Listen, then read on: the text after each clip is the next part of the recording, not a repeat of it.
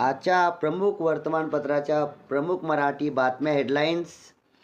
कतारचे माजी राजे अमीर शेख थानी यांचे निधन.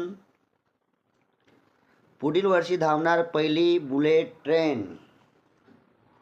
राष्ट्रीय शैक्षणिक धोरणमध्ये महाराष्ट्र देशात अव्वल. 2 कोटी विद्यार्थ्यांची अपार खाती तयार.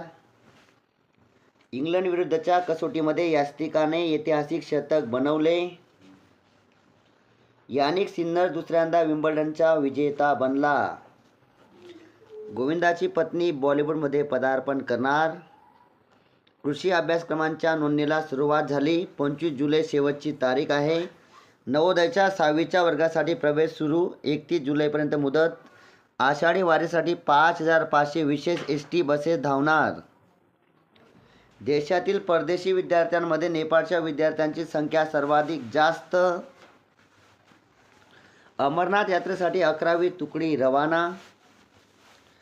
भूतम भयम चित्रपटाचा ट्रेलर लॉन्च झाला.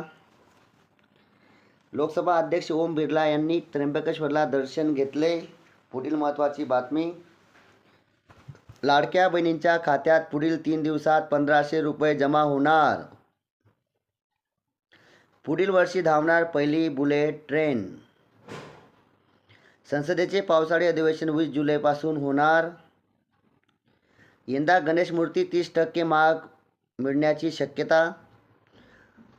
गुओ हान्यू व क्रिस्टिना माल्डेनोव्हिक या विंबल्डन महिला दुहेरीच्या विजेत्या बनल्या. महाराष्ट्र सरकारने केली व्याघ्र समितीची पुनर्रचना. मित्रांनो, मराठी बातम्या चालू घडामोडीसाठी या चॅनलला नक्की लाईक आणि सबस्क्राईब करा. धन्यवाद.